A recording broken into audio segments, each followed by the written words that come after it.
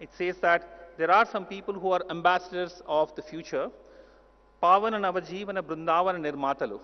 They are the people who will be building a blissful world for all of us. Varandariki na ahvanam, varandariki na vandanam, varandariki na ahvanam, varandariki na vandanam. That's what the poem says. He says that I welcome such young leaders. I also admire and bow to the young leaders. I think this aptly describes Mr. K.T. Ramarao Garu, and thank you for being here with us. In my mind, I'm obviously influenced by his work. So he is, by far, I think he's one of the most progressive ministers Telangana state has seen, and also a country like India has seen. And thank you for agreeing to be a chief guest for us. I also would like to invoke, while you can read a lot about what K.T. Ramarao Garu has done for the state, for the country, and other stuff, which all is available, I thought I will try and introduce him through knowledge of the people who know him pretty well. So I invoke one more reformist called Basavanna, or Basava. He's a 12th century reformist. A lot of people from Karnataka and southern Andhra Pradesh will know about him. He said, saying that Kaya Kave Kailasa, which is basically nothing but work is worship. For him, he believes that work is worship. So what I heard from a lot of people who know him pretty well is that for KTR Garu, the only God is work. And you inspire us, sir. He's very pragmatic, practical, very modern in thinking. All of you will see his speeches. Both young, both in age and spirit, a very focused man on work and getting things done. A true CEO at work and a man in a hurry. Also heard that KTR Garu is a true Hyderabadi. I don't know how many people know that Hyderabad has a very special dialect called Dakini, right? So KTR Garu is supposed to be very, very fluent in Dakini and of course in English and Telugu. So he's a true Hyderabadi for all of us and the right person to be inaugurating this session. KTR Garu is a youth icon and equally a big fan following across generations, a popular leader for all of us and steering this whole state, and we believe that Hyderabad is at the center of the 5 trillion economy which this country is admiring to get there. And we look at KTR Garu to power that 5 trillion dream for all of us. In one word, if I have to say, KTR Garu is a karma yogi. And thank you for being with us, sir. Thank you for gracing the conference. Please come and deliver the keynote address, please. Thank you.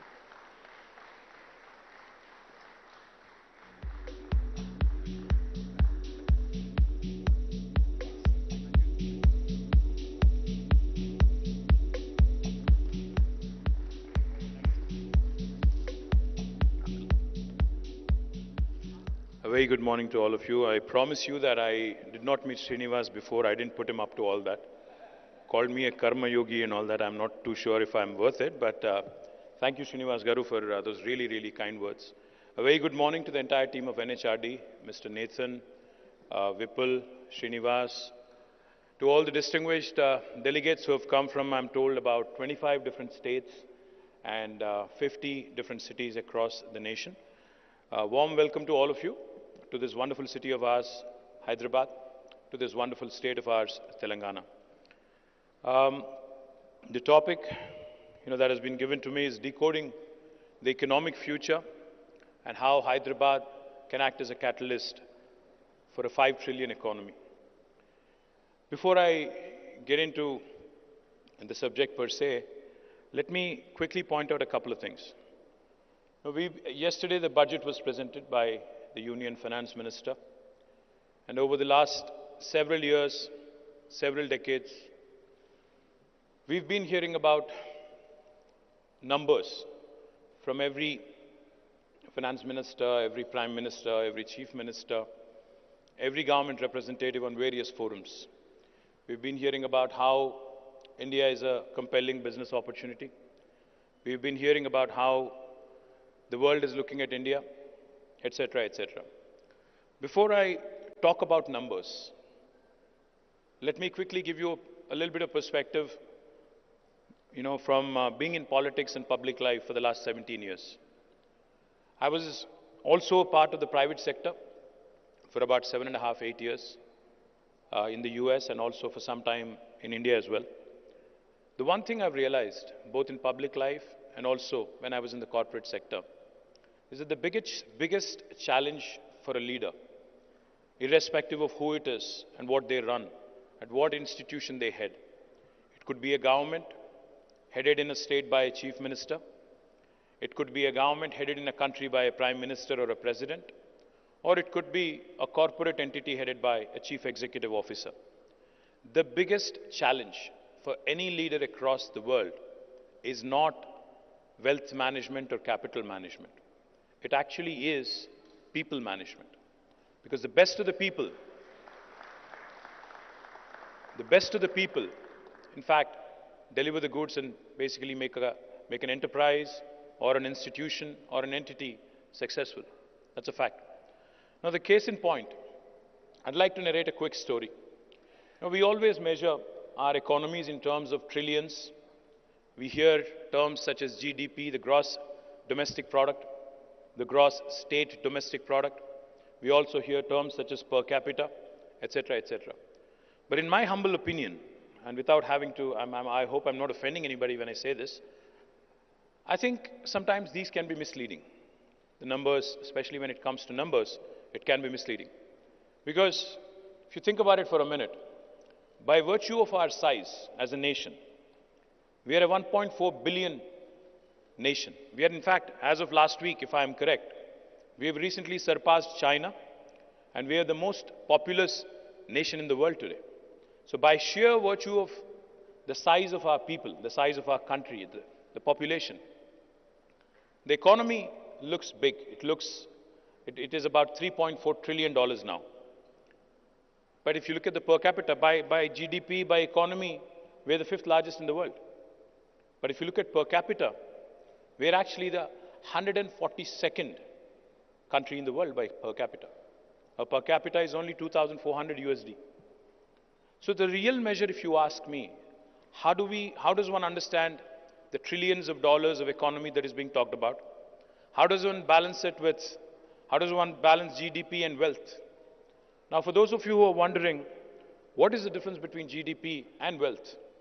If you ask me, GDP is a reflection, gross state domestic product, the 5 trillion, the $10 trillion, etc., are a reflection of the economic activity of a nation. It could be in the previous year, or GDP forecast could be about economic activity that is likely to unfold in the next quarter, in the next couple of quarters, or next 1 year, etc., etc. But what is the wealth of a nation?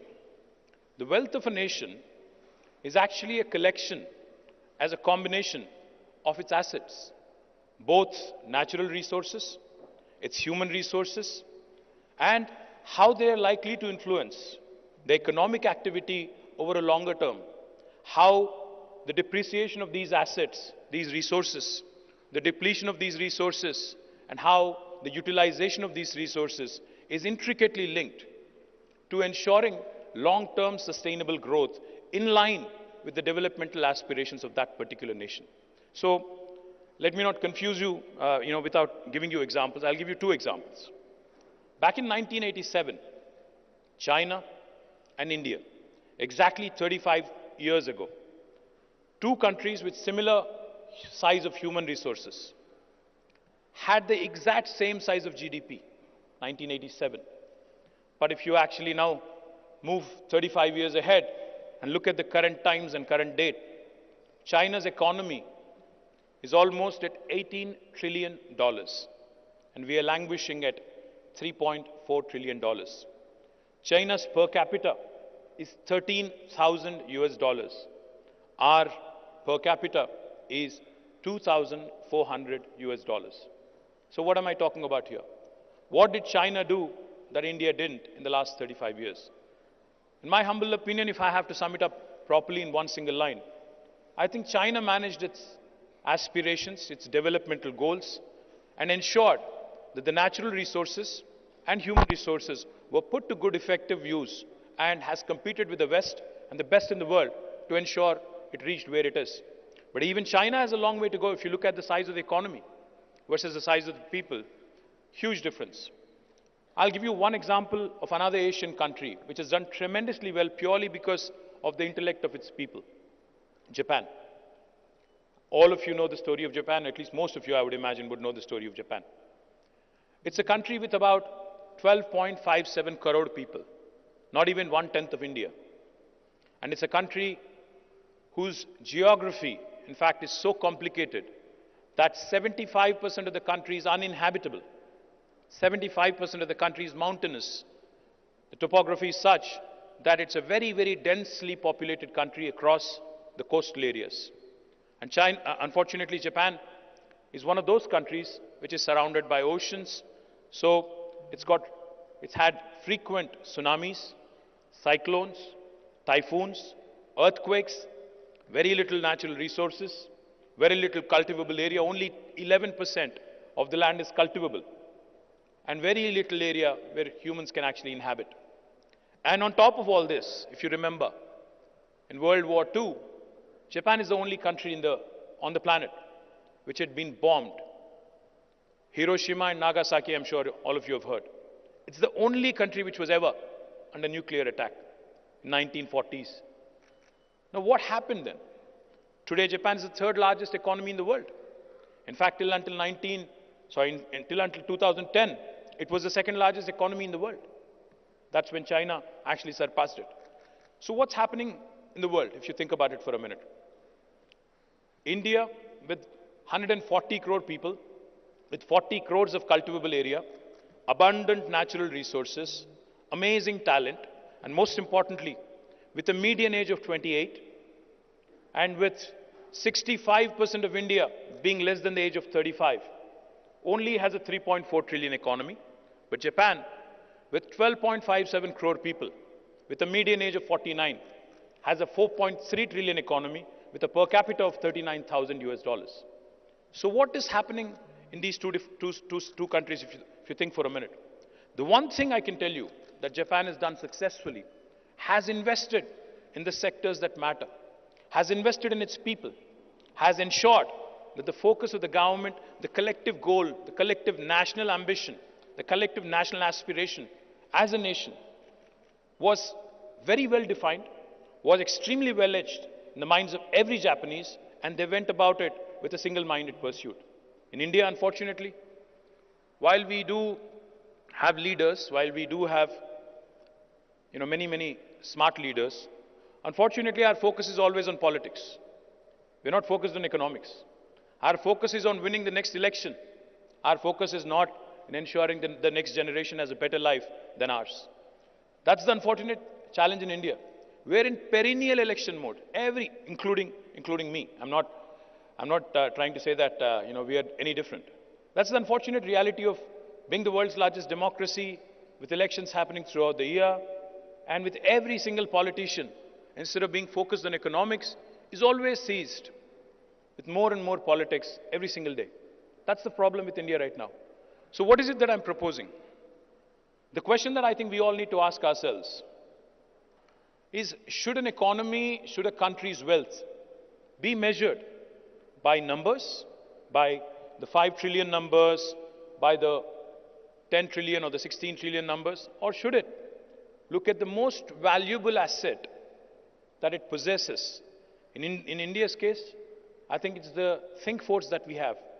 India's think force, like I said, which is 65% with a median age of 35, 50% with a median age of 28. I think that's the biggest asset that India has. Unfortunately, not many countries have that. Like I said, Japan's median age is 49, China's median age is 39. I can go on. We're the youngest nation on the planet. But are we putting our human resources? Are we putting this human capital to good use? No. We have sociologically, psychologically as a nation. I was at a couple of schools yesterday and day before, meeting and interacting with young minds, youngsters. I kept asking them. I kept probing. I said, are you happy with the infrastructure? They said, okay, we are reasonably happy. I said, do you want anything more? They said, we are fine. And I kept asking and I kept probing. I asked them one question. I said, what do you want to be once you graduate, once you become a graduate or a postgraduate? About 99% of them said, I want to actually be employed. I want to be seeking a job. when I asked them, why do you want to be a job seeker? Why can't you be a job creator? Not many of them actually had a straight answer. As a society, as a nation, I think collectively, we have ensured that this amazing, abundant talent, abundant human capital that we have converted it into a huge, huge pile of worker bees, and not as somebody who thinks of creating wealth, of somebody who can create jobs, of somebody who can create free market enterprises, which will thrive and compete with the best in the world. Unfortunately, in the last 75 years of independence, name one single brand from India that has come out, which is truly having a global appeal. A real, original Indian brand that truly has a brand appeal across the world. If you ask me, look around. You will be holding an Apple phone. You will be holding a Sony phone or a Samsung phone or one of those amazing brands. You must have come in a Toyota or a Honda or even a Suzuki, I don't know, BMW, Mercedes. All of these brands are alien. All of these brands are alien and have been created by small countries, a very small sized population. If you think for a minute, what is Taiwan famous for? Taiwan is famous for semiconductors. Taiwan is famous for electronics. What is Singapore famous for? A small country with about, I think, less than the size of Hyderabad. Half the population of Hyderabad is today almost $1 trillion economy. So what are we talking about here? Singapore can be $1 trillion economy, and a country like India is still dreaming and still talking about $5 trillion. It will happen. 5 trillion will happen. No matter if there is a government in Delhi or Hyderabad, it will happen. Even if there is no government, even if there is no prime minister, even if there is no chief minister, the 5 trillion dream will happen. It doesn't take a government to make that happen.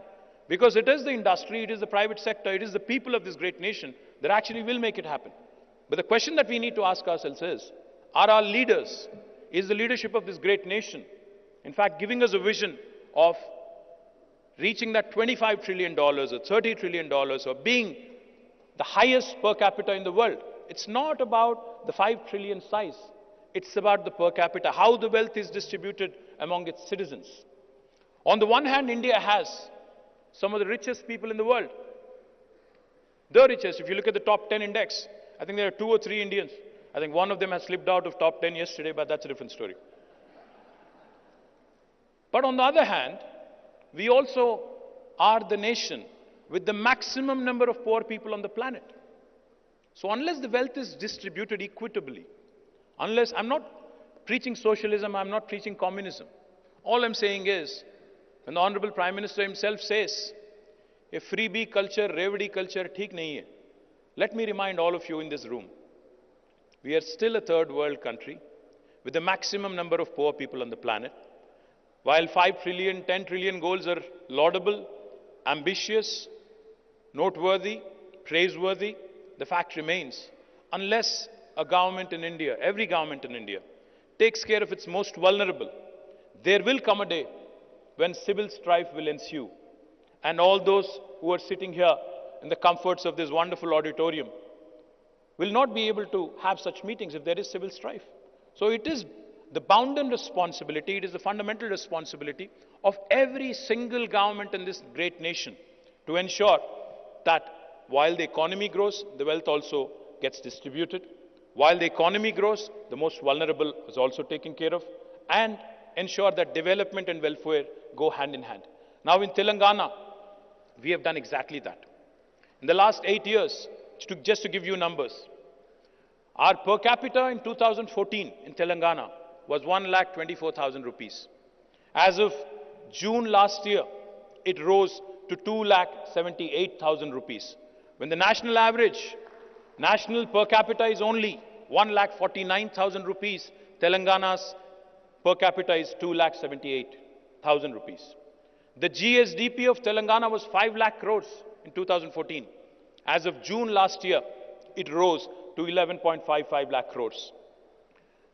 If I have to sum it up in one line, because we are talking about the 5 trillion economy, if the rest of India performed as well as Telangana did, we would have already been a 4.6 trillion economy today. That's how well Telangana has grown over the last 8 years. We grew at 15% compounded annual growth rate. We are a state, in terms of population, we are only 2.5% of India, but we contribute 5% to the GDP of India. So we are literally a 50-kilo boxer fighting in a 100-kilo category. We are punching double our weight. That's what I meant when I said people management. That's what I meant when I said expectations management, alignment of expectation with those of the needs of the people is important. In Telangana, we focused on the 3I mantra: innovation, infrastructure, inclusive growth. We ensured that all these three I's went hand in hand to ensure a fourth I, that is India, also raised along with us. On innovation, when I say innovation, a lot of people think startups. I don't just mean startups. Innovation can come from within the government in terms of new policy making. In Telangana, because I know there are a lot of chief executives also in the room, let me point out, we've innovated with our policy making. The first piece of legislation that we have drafted in the new state of Telangana in 2014 October was the TS iPass. TS iPass literally stands for the Telangana State Industrial Project Approval Self-Certification System. What does it mean? I'll just give you 3 salient features of it. If you, as a chief executive, had to launch a new operation or a new factory in my state, you actually don't need to get a clearance from the government. You don't need an approval from the government. You don't need an approval from the local municipality. You don't need an approval from the local village panchayat. You can hit the ground running. If you have a piece of land that is already allocated to you, you can start the construction of your factory on day one by self-certifying yourselves that you will be in compliance with the law of the land. What we seek of you, though, because we need to also ensure regulatory compliance is met with, we seek that you submit all details: the nature of business, the investment, the employment potential, the taxes you would be paying, etc., the category of industry, etc., on the TS iPass portal. When we receive all that information on the portal, we promise all clearances by statute, backed by legislation, in a span of 15 days. If we don't deliver on the 15-day promise, on the 16th day, it's a deemed approval, it's an automatic approval. No state in India will tell you this. No other state in India will tell you this. On the 16th day also,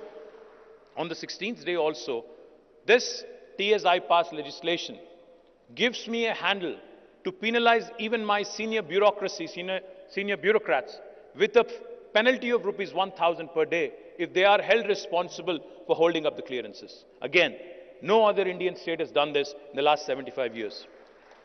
For those of you who are wondering, is this too good to be true, or does it actually work in reality? Or since this guy is a politician wearing a white shirt, is he just BSing his way through?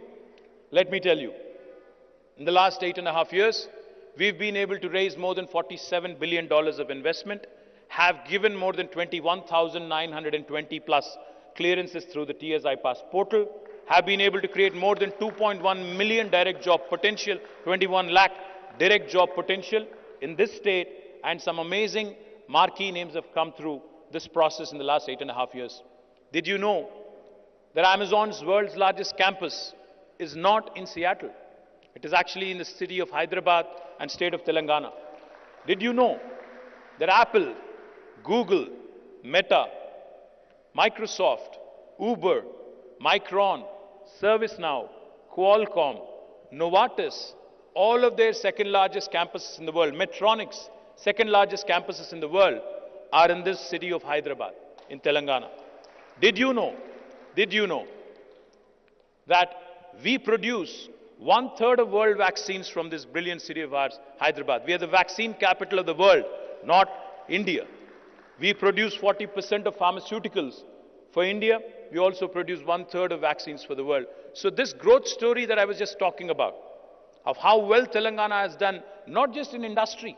While industry has been growing, Telangana's environmental goals also have not been compromised on. 7.7% is the growth of green cover in Telangana in the last 7 years, highest in the country. So this is the kind of well-rounded development I was talking about. industry, not at the cost of environment. IT has been growing. Our IT exports were 57,000 crores in 2014. As of last year, they rose to 1,83,000 crore. IT has been growing, but so has agriculture. Our agriculture has grown at 119%. Our paddy production in 2014 was 68 lakh metric tons. In 2022, it rose to 3.5 crore metric tons. We are the only state in India to have completed an amazing drinking water project of providing a portable drinking water connection to each and every one of our 1 crore homes, even before the government of India woke up, under a project called as Mission Bhagirath. In 75 years, we were the first state in India who had accomplished that. While drinking water has been taken care of, let me also indulge you for a minute. Those of you who are trigger happy, I request you to pull out your phones for a minute. Please do. Please Google. Please Google. World's largest lift irrigation project. And please tell me the answer, one of you, after you Google. World's largest lift irrigation project. Kaleshwaram project in Telangana. We literally lift a river from 80 meters above sea level all the way to 618 meters above sea level. We talk about three gorges, we talk about Chinese execution, etc., etc. But the fact is, the wonderful engineering human capital that we have in the state of Telangana were able to accomplish, the youngest state of India was able to accomplish an engineering feat of commissioning the world's largest lift irrigation project in a flat 4 years of time span. Now that's a record in itself, and that's why I call my state the most successful startup state of India, not because we had capital, not because we had resources, but because we had amazing human capital, and but because our Honorable Chief Minister recognizes the grassroots problems, has ensured that these amazing human resources were deployed in a logical fashion, in a methodical fashion to achieve these goals. So once again, when I have to talk about Hyderabad and how it can catalyze 5 trillion economy, I'll only say one thing. If only the rest of India can work like Telangana, if only the rest of India can be led by a leader like KCR, then I think 5 trillion is a joke. We'll actually reach a 15 trillion economy in the soonest possible time. Thank you very much for this opportunity. Jai Telangana. Sir, you can just stay for a few minutes. Thank you, sir. Really very, very inspiring. And Nathan actually started the whole talk with the best city in the country to live is Hyderabad. That's where he started from. And truly, the innovation, the infrastructure, and the inclusive growth, which you touched upon, is really, really amazing. Thank you for that. We have requested if any questions people have. Poonam, you have any questions received? If you can just let us know, that'll be helpful. We requested people to write down on a card and give it. So, Poonam.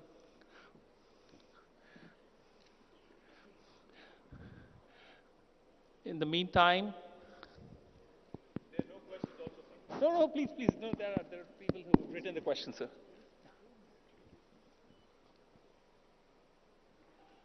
There are no questions. Poonam, you have? Fine. Srinivas? Yeah, please come.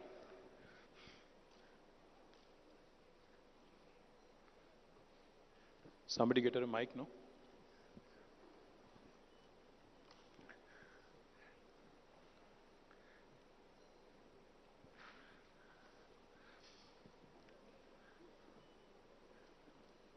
Obviously, you guys are not using digital technologies as much as you should. Papers being passed. I guess we have to get there soon. Absolutely, sir.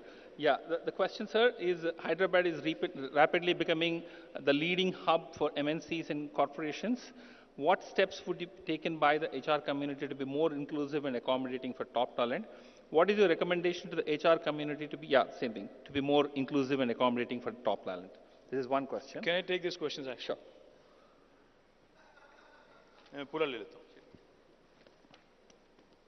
Okay, I don't have the names of the people who've asked these questions, but I'm going to try and. So the question about environmental social governance, ESG. What are your views on the ESG policies and the efforts made by state to attending to them?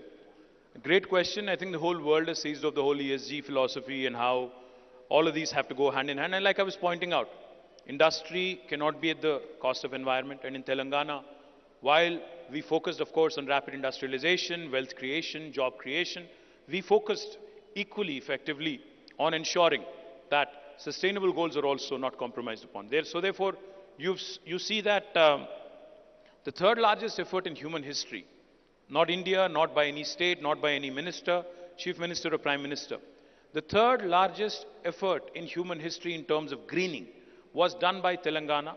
We planted more than 240 crore saplings over the period of last 7 years, and we ensured almost 80% survival. And the green cover of the state has risen from 24% to almost 31.7%. And our ambition is to be at 33, at least one third of the state being under that. Also, in terms of sustainable goals, we are, of course, I don't know, for those of you who are from outside of Hyderabad, let me tell you, Formula E is coming to India, and Hyderabad is hosting it on 11th of February. So we are actually doing an EV summit around it. We believe in sustainable mobility. We believe in all the goals of sustainability and circular economy as well. So we are absolutely in sync with the whole ESG philosophy, and we'll continue to work on it. The other question that was asked is, what are the skilling initiatives of government of Telangana for the next 5 years? Great question. I see BVR Mohan Reddy Garu here. Mr. Mohan Reddy never ever, stops to remind me. He always reminds me wherever we meet. The most important thing that a country, a government, a state can focus and should focus and must focus is on ensuring that human resources are constantly upskilled, reskilled, and continuously skilled is what he keeps reminding me. We have an institution called as the Telangana Academy for Skills and Knowledge, TASK, which has trained more than 700,000 students, 7 lakh students in the last 8 years. We, of course, constantly keep adding new modules, constantly keep ensuring that our core areas, core strengths are attended to. But we are also inviting the best of private sector enterprises to come in and set up private universities. In fact, I'm happy to share that we are setting up India's largest life sciences university. We are also in pursuit of setting up an aviation university. We also have a number of universities focused on ensuring that continuous focus is brought to skilling and continuous effort is made to harness the potential of our youngsters. Hyderabad is rapidly becoming the leading hub for MNCs and corporations. What steps should be taken by the HR community to be more inclusive and accommodating for the top talent? What is your recommendation to the HR community to be more inclusive and accommodating for the top talent? I think the one point I'd like to make quickly on talent is, see, I keep saying this and I can't say this enough. There are governments across the country in various states which have focused and have come out with some regressive policies to basically force the enterprises on local employment reservation. I call it regressive because of one simple reason. We have to think collectively as a country. See, an Indian who belongs to Kashmir or Kanyakumari should be able to have the latitude and the luxury to work anywhere in the country without any inhibition. He should not be stifled, he should not be inhibited. But at the same time, of course, we want locals to get more jobs. So what we have done, instead of taking that route where you are mandated to employ 75% or 80% locals, we have taken the other side. We said we'll take a progressive view, a positive outlook towards it. We appeal to all the enterprises out there. We tell them, if you want to come in and set up a campus or a factory in Telangana, we of course will provide you all the incentives. But if you employ locals, we will provide you additional incentives to 5% to 10%. So that kind of helps ensure that the locals get the much needed attention, the locals get the much needed employment opportunities. But having said that, it's a challenge because, like I said, Hyderabad has that magnetic appeal. It's where the north of India meets the south of India. It's where paratha meets dosa. It's where biology meets technology. It's where data sciences marries life sciences. It's where the mangoverse meets metaverse. I can go on. So this city like Hyderabad, city like Bombay, city like Bangalore, they will continue to attract the best of talent from across the country and also across the world. So we need to be able to provide opportunities to the best of them, the top tier, the middle tier, and also the bottom tier, to ensure that an inclusive approach is taken toward this. And talking about inclusivity, What is the support available for PWD employment? Of course, our government actually has a very specific policy, not just for employment, but also for entrepreneurship. Women, physically disabled and challenged, all of them actually are given a special quota in our industrial townships, in our employment opportunities. There are reservations and there are government orders to ensure that they are enforced. So once again, I thank. One last question. What are the initiatives taken by government towards making Telangana a healthcare hub, and especially for the nursing community, who are the backbone of healthcare? Absolutely. In fact, pandemic has shown us the mirror. Pandemic has shown not just my government, but across the country and across the world, every government, how woefully inadequate our medical infrastructure is.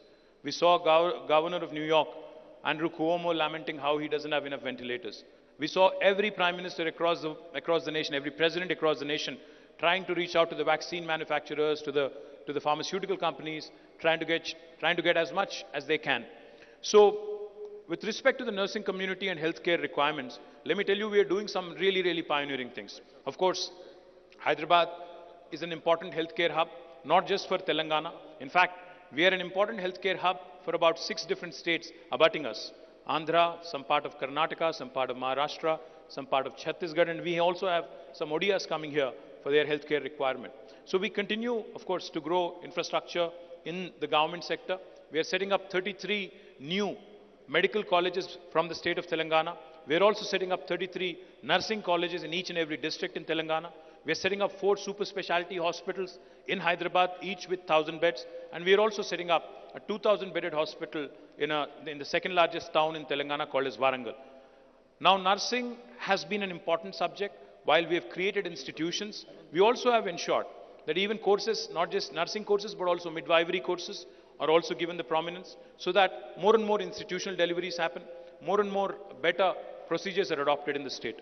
We also have ensured that during the pandemic, we have given additional incentives to our nursing staff, to our health workers, so that they are incentivized in working in dangerous times and in terms of crisis as well. I can go on, but I think for paucity of time, I'll stop here. I once again thank the entire team of NHRD for giving me this wonderful opportunity to meet with you. Jai Telangana. Thank you, sir. If we just say, I would request Vipul to felicitate sir with a small thing, and Professor Bala. Yeah, Professor Balasubramanian Garu from Balaji. Please, can you come up on the stage, please? Sri Balaji University is our platinum sponsor and diamond sponsor, and we would like Bala sir to felicitate KTR Garu with a memento.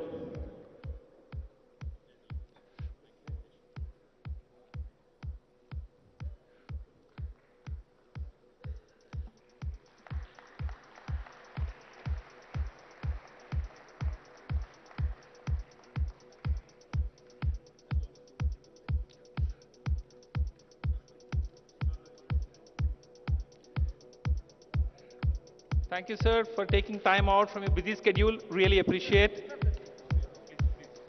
Yep. Once again, can give a loud applause, standing ovation to KT Ramarao Garu for taking time out and coming here and inspiring all of us with his thoughts and setting the pace for maybe a $25 trillion economy and Telangana leading the way for the whole country. Thank you once again, sir.